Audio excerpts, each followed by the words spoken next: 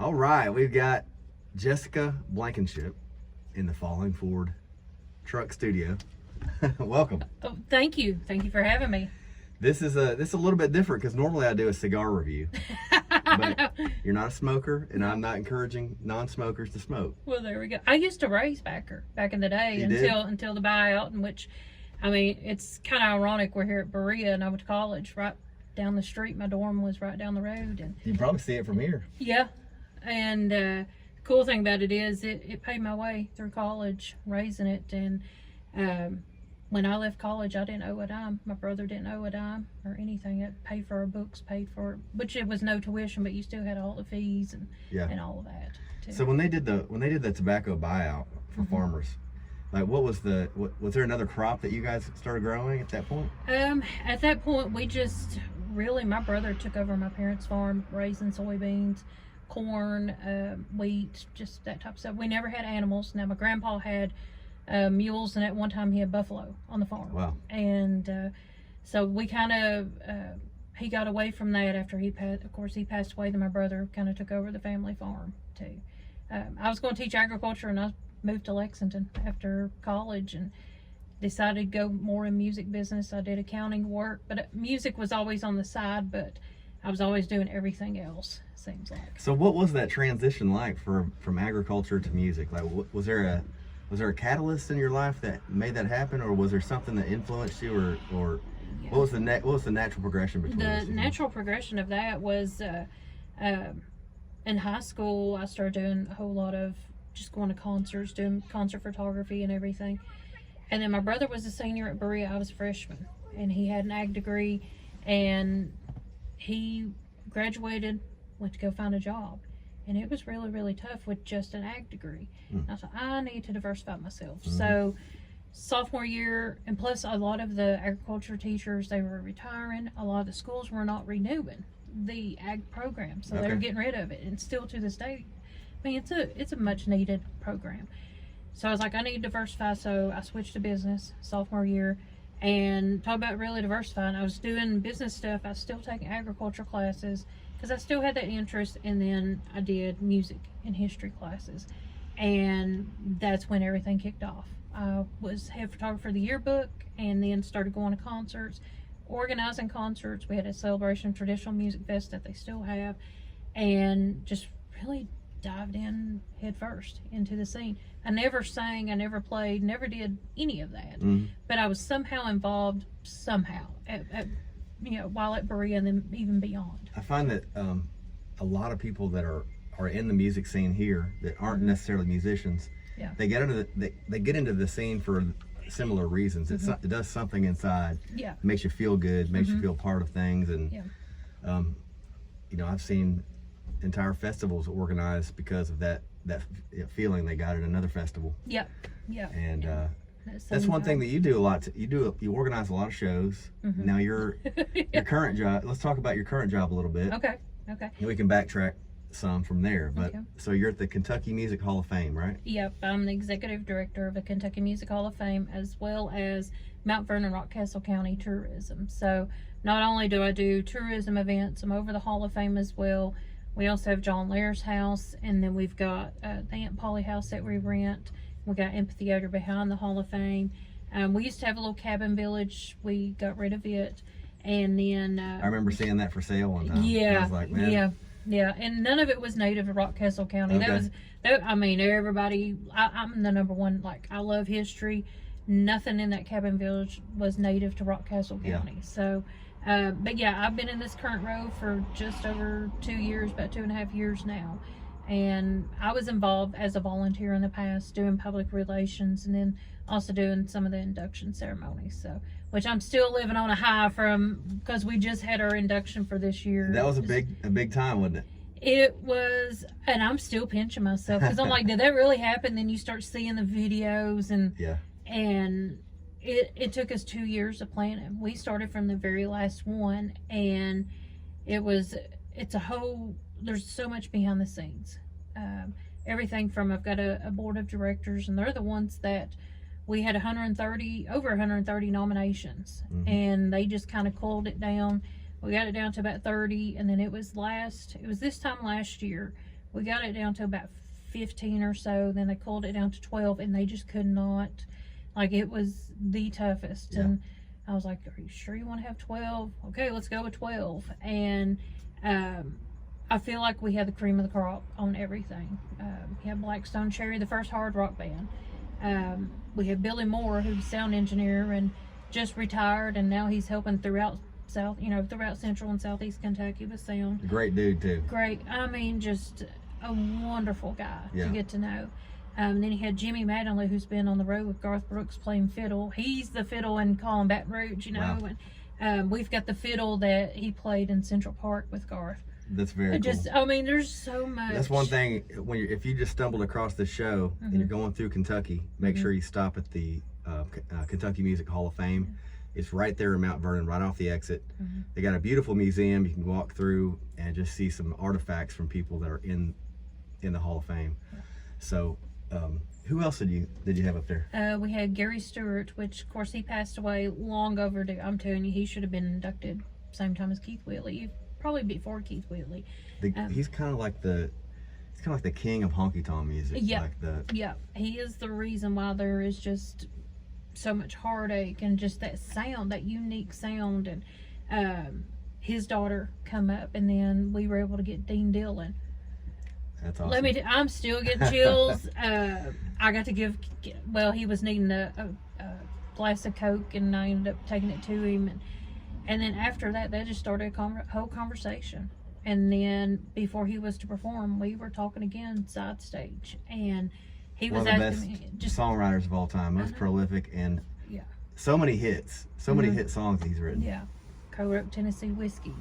Look how many George Strait, Toby Keith songs. I started diving through his catalog, and Fern Gosden, and his work with Jamie Johnson, and just so many. And he is as cool and laid back that you would ever expect. And was definitely an honor having him there. And then we had Paul Martin, of course, who's worked with Marty Stewart, and his own family's got Rockland Road, and he was part of Exile. Exile was there just kind of celebrate with us. Kentucky Headhunters, a couple of them were there to kind of celebrate because Blackstone Cherry. Of course, we had Sturgill Simpson, and I'll tell you a little bit more on him. We also had McLean Family Band. We had Carl Shannon, who was, when it was announced that I was going to become director, he called me within 10 minutes and said, "You're going to live your dream." He and I, we've had so many conversations because he was on the original board, and it was very true. I'm still living a dream, and I hate that he passed away before he got to be inducted. But I saw to it that he would get inducted. We also have got, I'm sitting here trying to think, I'm missing Rodney Griffin. We inducted him, gospel musician. Charlie Sizemore, he replaced Keith Whitley when Keith left Ralph Stanley's band to go play with J.D. Crowe. McLean Family, of course, they always have their festival here as well. And there's just there's a magnitude of the people that came through, and having Sturgill there was just, it was phenomenal, honestly. He's inspired so many people. He has inspired, and there's just that weight that's on his shoulders. He played for 3.5 hours the night before, which we saw him up at Rupp Arena. But last time, it was a good show, really good show. And I had seen him at Lexa Opera House, seen him in London. I've seen him all over. And last time he and I had actually talked was 10 years ago. And I talked to him about that too, when he come to the Hall of Fame to see his case, and then we did the ceremony afterwards. I told him, I said, "You probably don't even remember who I am." And I said, "I know you see everybody in the world." And I said, "But 10 years ago, me, you, and your dad had a conversation at Zanzibar, and you said you really you hoped that the music thing worked out because you really was going to have to find a new job if it didn't." It's about 3 weeks later, Metamodern Sounds come out, and he talks about that during his speech and mentions me, and I'm going, people thought I was crazy about. And then backstage, he was like, "I remember you, Blankenship," and I'm like, "Uh-oh, what have I done?" And then found out we all knew some of the same people, but it was a treat having him there. We had Sharon White and Cheryl White, the Whites, Ricky Skaggs' wife and sister-in-law, it just the funniest was having Danny McBride. I think everybody's Facebook feed, and they're like, "What is Danny doing in Renfro Valley?" And it's his first time in Kentucky, and he is an absolute hoot. He was so personable. I saw the crowd, like all the videos, the crowd lighted up when he walked on stage. Oh yeah, and it was we literally did not get him until I think it was less than a week before induction, because we were going through, okay, who does Sturgill want to induct him? And then they're like, well, let's see if Danny McBride. I'm like, Danny. Well, they were in the Righteous Gemstones together, and apparently they're really, really good friends. Cool. And but the coolest part too was getting all of these videos of congratulations from different people, and the very first one I got was Willie Nelson. Whew. To hear Willie Nelson say Kentucky Music Hall of Fame, I'm like, Willie knows who we are. Yeah. And then you had Stapleton, and then you had Dwight Yoakam, you had Don Was, you had Bob Weir from Grateful Dead, and he starts name checking like all these people, and I'm going, is this really happening? Like, really? And it was a turning point, because the Hall of Fame 10 years ago, back 2015, yeah, it's been about 10 years ago, the previous director at that time had embezzled a bunch of money, stole a bunch of stuff, went to jail, and then it was kind of just, swept underneath. They hired a new director, he had to rebuild, and then they have went through this transition period, and now it's like, okay, we're finally getting the recognition from others, that we're finally back to that place that people recognize the importance of Kentucky music as a whole, but also preserving it as well. And they're really, I see why they hired you, of course. I mean, they're lucky to have you, well, because you've got a down to earth personality. You have a good pulse of what's happening in the music scene in Kentucky, and a deep sense of history of the place. It's wild, and I still learn every single day too with stuff that's going on. And I still tell the people about the story whenever you were at BBH doing the songwriter series, and I would go to them. That's how I would find out about new songwriters. One of them being Hunter Flynn, and seeing his progression, and seeing folks like Grayson Jenkins, and seeing so many. We had Nolan Taylor on it. Yeah. He was kind of that moment where he was thinking about quitting. Yeah. And we hired him for $100 to play the songwriters thing. Yeah. He's like, yeah, I'll do it. So he comes back, and 6 months later he's playing the Grand Ole Opry, and now he's off. I keep thinking of, like, even non-Kentuckians, Charles Wesley Godwin and 49 Winchester. There's so many artists outside of Kentucky, and I always tell people inside of Nashville, if you want your artist to succeed, you've got to get them to Kentucky, because the fans are so connected. And if they have that connection, it don't matter if it's pop, country, if it's rock and roll, whatever. There's something about Kentucky fans. If they love you, they're going to love you. And they are going to travel. Now, if you have no desire of being in your home state or even going to Kentucky, if you're outside of here, you're going to have a hard time. And I have noticed that in a few artists. They're like, I don't want to play Kentucky. Well, you better watch out. There's been a lot of people that have come to Kentucky. Because I was doing the songwriters thing at BBH, I get people from all over the place that wanted to play there, and they were traveling from other states, sometimes 2 or 3 states away to play there. And it was a songwriters round. It was we started off with 2 songwriters per show. We ended up working it up to 1 lineup, because we used to do it weekly, then we did it monthly. Now we kind of like put the brakes on it for a while, just to try to regroup with it, but I'd like to bring it back at some point. We'll see. And it's the open mics, and I'll tell you the one thing, well, it was Hunter. He was part of the open mic part after the songwriter round. When we both were just talking, it shut us both up for once. And I don't think a lot of these artists realize how important an open mic is. You may have 50 people in that room, there may be 5 people in that room, but there's always somebody listening.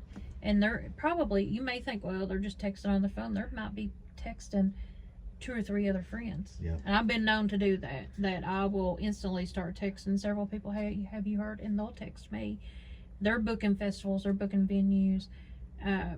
There's just so much talent to go around, but it's hard booking. And Well, you can't. It's physically impossible to have everybody on a show. I know. And it really is. it's like there's so much talent, and it can be frustrating, especially for a young. I was talking to Keegan Hatton. Yeah.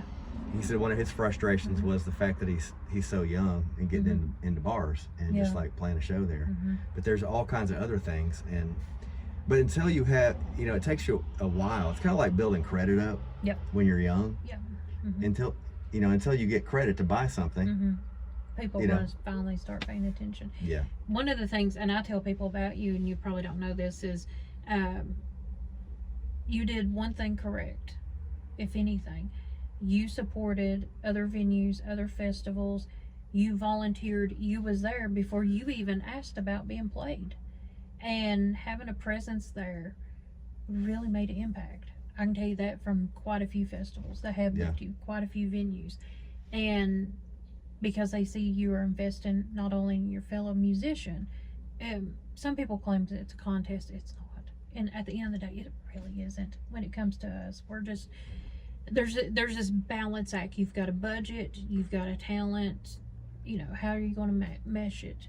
And in talking to folks like Tiffany Finley, John Grace, Tim Parks, that's just a handful of us, is how do we make it work? We're in a weird climate right now with budgets and everything, and we just want to make sure that people are going to have a good time and that they're getting their money's worth too as well. But being willing to shake a hand, even if you see one of us out, shaking a hand, putting a face to a name. Hey, I'm so and so. That goes well beyond any talent. And I think too, like with the part of it that can be frustrating to people that aren't outgoing. Yeah. Is to make that first move and say, hey, here's who I am, here's what I do. Yeah. Like, I want to get to know you a little bit. And just, when you're like, let's say you're hiring somebody as a boss, you're hiring somebody, you're going to hire somebody that you know their personality, their demeanor, how they act around other people, as opposed to somebody that just puts a resume in and says, here's all my stats. Yeah. Yeah. If you can see that, okay, you meet somebody, they take the initiative to go out of the way and support what you're doing, you're going to reciprocate. You're going to reciprocate, and that's really, when it comes to booking all my events. I had that Heritage Music Series in London, hoping to bring that to the Hall of Fame, kind of reestablish that. Any of my festivals that I have, it's the people that's made that personal connection, because I get hundreds of emails and Facebook messages and just this, that, and the other. And usually if someone recommends a person, or if they personally approach me at a show, I am willing to take a listen to them. Yeah. And that's what I was doing with the BBH Spotlight when I was booking that. The magic moment of that was when we had the open mic. We had the open mic directly after the Spotlight. So we had two artists on the Spotlight. We would pick from the open mic who was going to get a booking, and sometimes it was our first paid gig from the open mic. Yeah. So usually if somebody tapped on my shoulder and said, hey, I really want to get booked, if I didn't have an immediate spot, I would put their name on the list, and I tried to get to everybody, no matter what. But they took the initiative. I was going to get and I'm going to put them on the list. I had some people, like, he never had me on it.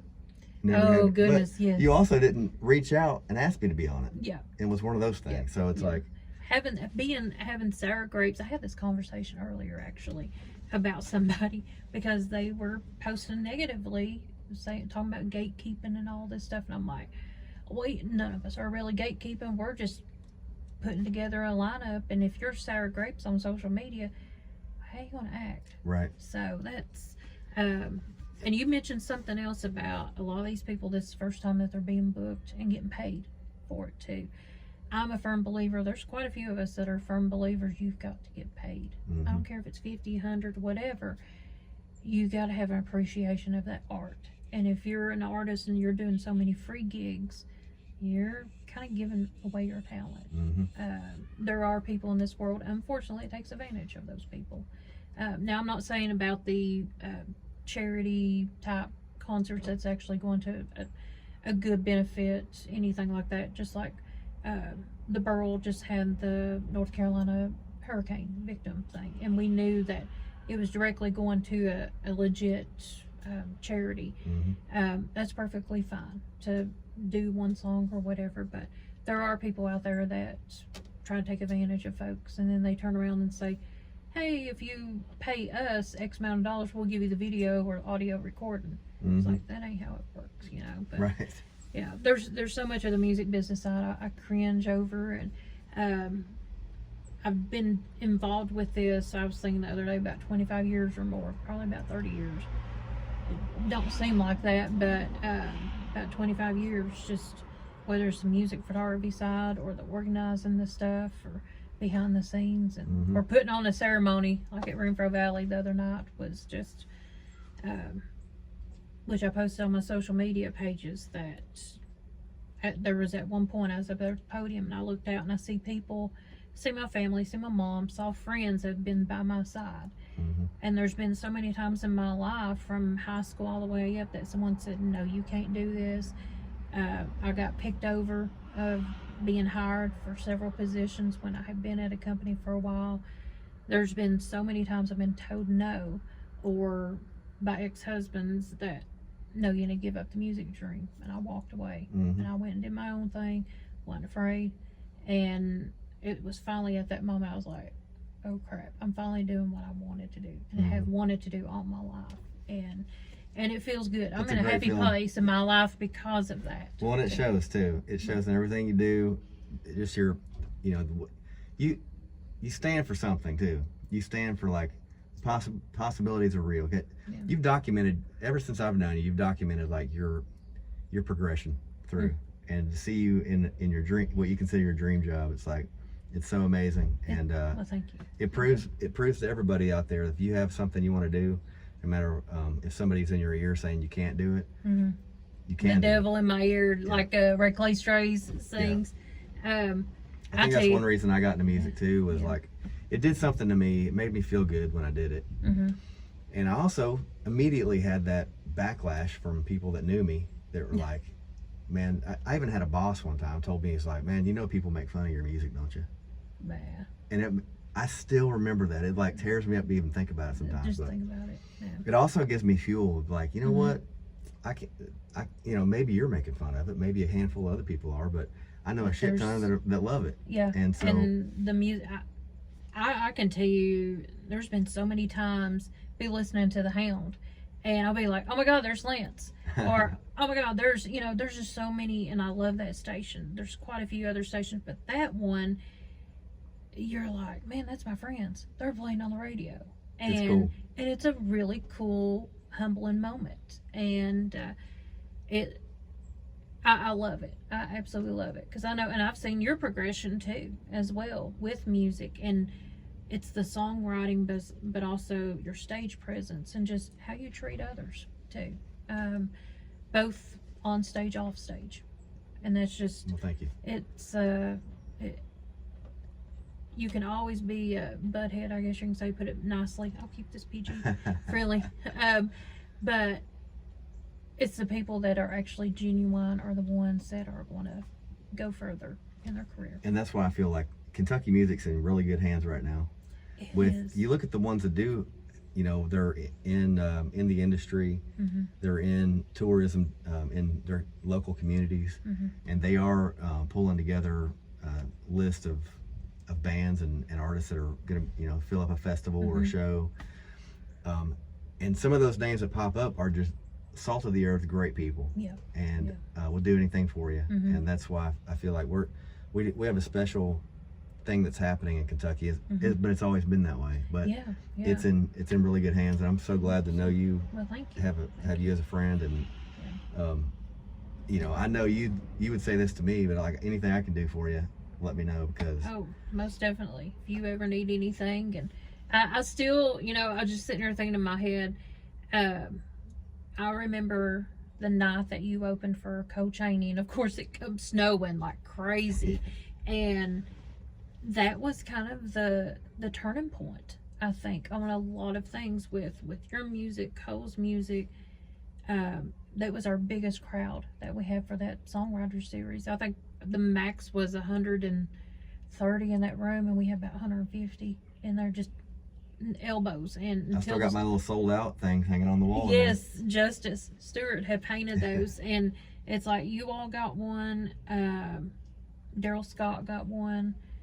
I was trying to think. We didn't do one for Wolf Pen Branch because it was after that shows when I had met her and we started talking about those awards. So yeah, there's very, very few of those too. And those shows were just a really amazing experience because it was right during COVID and everything was shut down. And Kelly Burton, she was like, hey, let's do a concert series. I was like, I don't think Andy will like this, but we figured out how to do it, made it work. And at that time, I had 2 friends that had committed suicide that were musicians. And then I had another one that her son, he was supposed to graduate this year actually.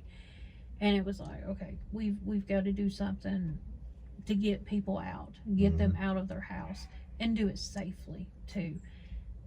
We had no clue, what a success it was. And it was like, we've got to keep the music playing. And then finally we kind of got over that dark cloud, I guess you could say, of that period of time. And it's really urged me to want to do more throughout Kentucky, whether it is mental health, whether it's substance abuse, whether it's just anything with the music industry. So it's been a kind of a driving force for me too. After that, so 2025 with the Hall of Fame and then other personal stuff, things are getting ready to kick in high gear for sure. And it's important to take those moments where you feel at your lowest and you feel like, as a society in general, like COVID was a very downtime for everybody. And finding the positive things out of that and bringing it forward. That's part of the reason I'm doing this show, is to find examples of people that have been at their lowest, have learned how to come up and how to get out of that funk and to make their dreams come true. And I feel like there's way more of us that have experienced that kind of thing than not. And to have these conversations are important. And it's if anything, because of COVID period and all that, you saw more people was getting sober, more people was adapting with mental health issues, and it became the forefront too. And I started doing a lot of interviews, everybody from Loretta Lynn's granddaughter Taylor Lynn, and then her personal assistant Tim Cobb, and then Puddin' Howe, Garrick Howe, Greg Austin, done several interviews. And getting deep into that subject was something I never thought I would even knew I'd be interviewing people with. And I was like, okay, what can I do? What kind of resources can I help try to give others? And hopefully be kind of like a bridge or a resource if somebody needed that help. And I've always been the type of person that anybody can come to me and they know it's in confidence. And I've heard and I've seen those stories too. And there's been several times I picked up the phone and told somebody, here's a phone number, here's somebody I know that can help you, or took them to the hospital so they could get help. So it's an interesting thing, but the Kentucky music community, we're all in it together too, no matter what your ability is. And whether you've got a music store, you're a performer, or you're on the radio station, it's like one big old, I don't know, burgoo stew of music, I guess you could say. It really is, and there's a place for everybody. Oh yeah. You don't have to know how to play or carry a tune, but you can still be part of a beautiful story. And that's what's happening. And it's you're helping things along. And I'm playing at the Kentucky Music Hall of Fame, the Writers Round coming up this weekend. And that's Donovan Howard organizes that, doesn't he? He's actually our artist in residence this year. Proud of him. Really have gotten to see his progression. Of course, they're getting ready to go to Memphis here in a few months because they won the state blues music championship, and they're going for international, representing Kentucky at this international festival thing. So we're looking forward to that. But this Saturday, we've got Sophia is performing, as well as a young fella at Colton Bolin. He's on TikTok.